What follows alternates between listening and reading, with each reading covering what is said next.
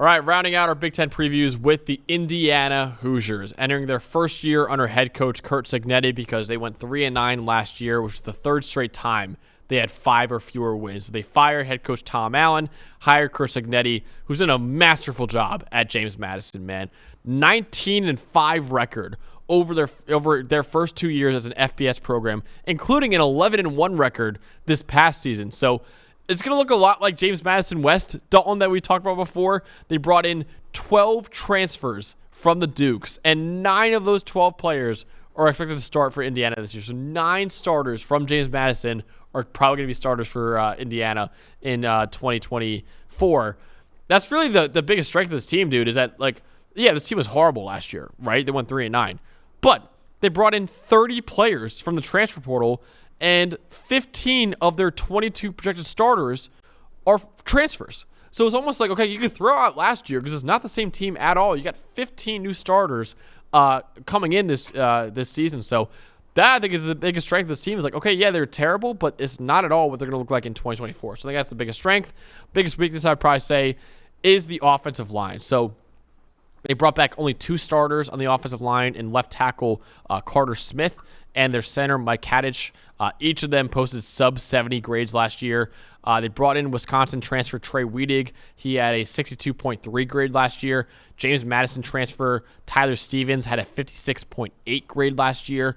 And another James Madison transfer, and Nick Kidwell, had a 71.4 grade, but he only played 197 snaps last year. So the rest of the offensive line is not great in terms of experience, and in terms of when they are experienced, they're not really playing too well either. So I think the offensive line for Indiana, after losing key guys like Matthew Bedford leaving and Zach Carpenter, their center as well, that's the biggest question for this team heading into 2024. But they have a new quarterback, Dalton, in Curtis Rourke, coming in from Ohio. Tell us more about him. This is one of the more interesting tape watches that I had out of these 70 quarterbacks. Curtis Rourke in 2022 was spectacular, okay? Led the nation in overall grade. He was the most accurate passer in the country. And right at the end of 2022, he tore his ACL. Comes back from it last year. Didn't quite look as right. Like, I'll be honest with you, I think he's got a little lesser arm strength, but his style is a little bit like a Tyler Van Dyke, where he's a pocket passer who wants to throw the ball deep. And I'll tell you, when he was on, boy, he could place the ball over the top with the best of them, man. His deep ball was as good as anybody. And I mean, you're talking about 68.4% of his passes were deemed accurate by our quarterback charting in 2022. That was a full percentage point ahead of second-place finisher C.J. Stroud. So a lot of it's about this guy being healthy, right? Like, his knee last year is wearing a brace. Clearly was bothering him. His follow-through, his delivery in his lower body was not the same. And the accuracy dropped, and everything kind of just – it didn't fall off the table. He still had a decent year, but he didn't find it till maybe the last few games. And the last, 3 or 4 games is what gives me some hope that he could come in here and make an impact in Indiana. But we've seen it before. He was the best player in the MAC in 2022.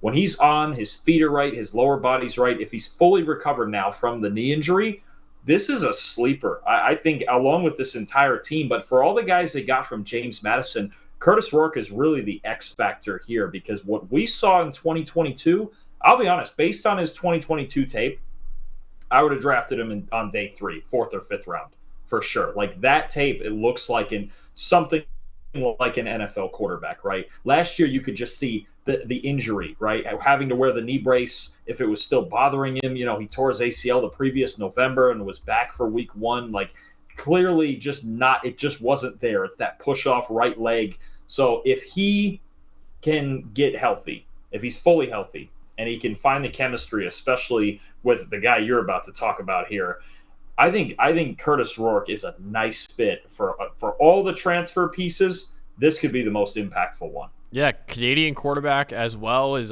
his older brother Nathan Rourke is actually current quarterback for the New York Giants as of right now, as well. He was a great quarterback at Ohio as well. So, the Rourke family has rich traditions in Ohio, and Curtis Rourke is going to be hopefully following his brother to the NFL pretty soon with another big year. You mentioned it, Dalton, and actually our offensive and defensive player spotlight, unsurprisingly, will be former James Madison Dukes coming over with Curt Cignetti. The offensive guy we're going to go over is Elijah Surratt, the wide receiver, will be the top target for Curtis Rourke this year. He was stellar as a true sophomore. He had a 90 PFF grade, or 89.9 right there, as you can see. That was fourth among all receivers in the country. 6'2", 209 pounds, who uses that frame to box out defenders. So get this. Of the 120 receivers in the country who had at least 15 contested targets last year, Surratt had the highest contested catch rate at 79%. This guy was catching 4 out of 5 contested targets last year as a true sophomore. 1,199 receiving yards, were 11th in the country as well for his position. So, yeah, I think Elijah Surratt is a really, really good player, really good in contested situations. I'm really intrigued to see what he could do moving up from the Sun Belt Conference to the Big Ten level, but I still think he'd be a really effective receiver for the Hoosiers next year.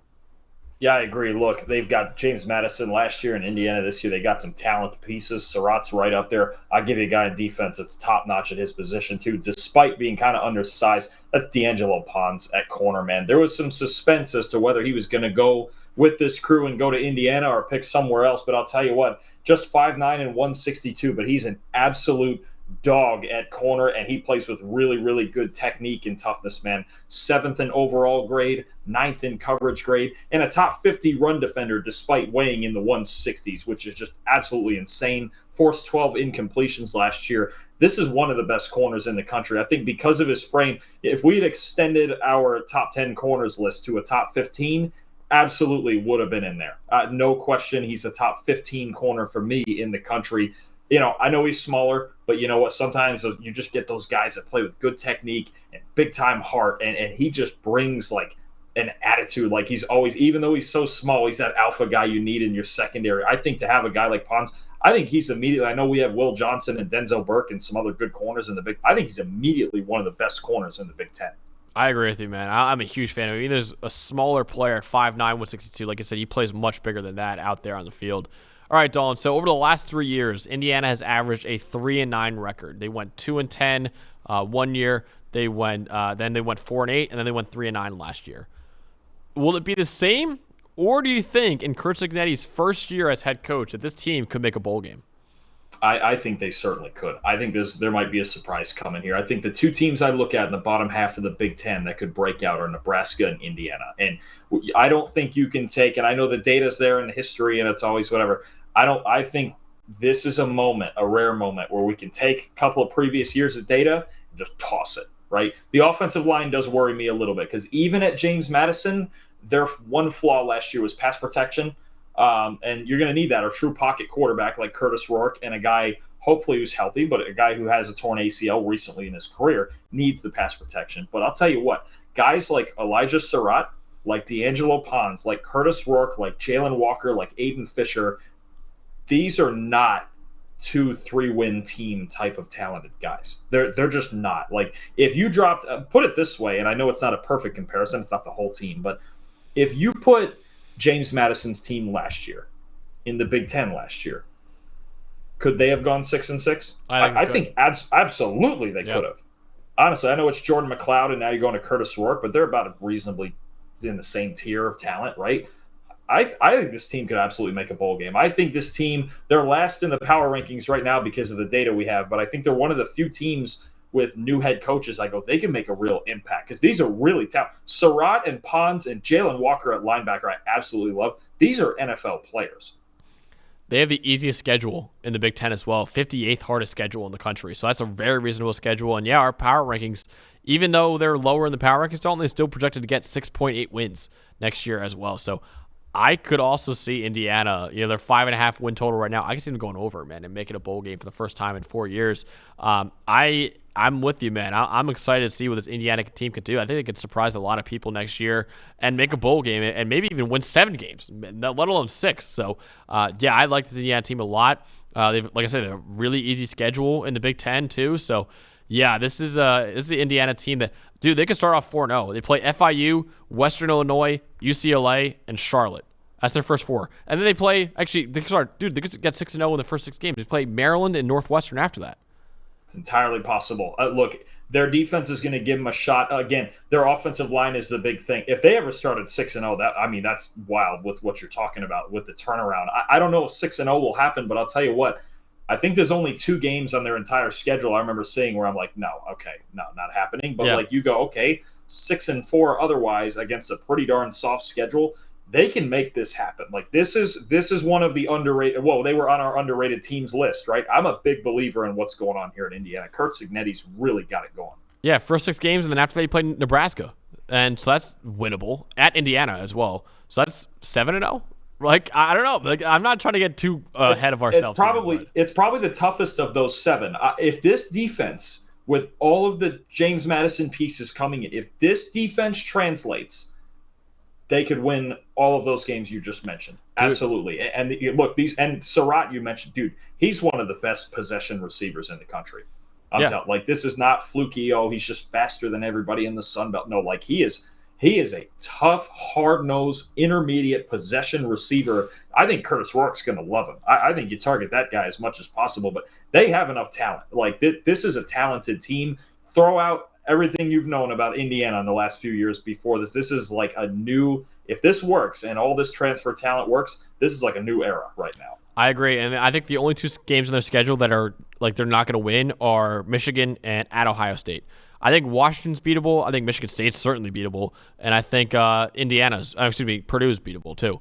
So like, I'm not saying 10-2. I'm not saying they're going to go 10-2, but I'm just saying like they have a very winnable schedule in almost every game this year. So I think, I would expect them to win 6 of those other 10. The more you say it out loud and the opponents, I go 6 of those other 10 is incredibly realistic. Yeah. So yeah, Indiana could be the shocking team in the Big Ten this year. So make sure you guys are keeping an eye on them. And I would take the over on the 5.5 win total right now if you're a betting man right now. But that's what we got for our preview of Indiana and our preview of the entire Big Ten conference. Again, we're doing this for every Power 4 conference. We did the SEC already. We did the Big Ten just now. And, of course, we're going to do the Big 12 and ACC coming out very soon. And, of course, the 2 leftover Pac-12 schools in Oregon State, Washington State, and Notre Dame, who refuses to join a conference as well. But that's what we got for Indiana. Make sure you guys subscribe to the channel for more of these previews coming out very soon.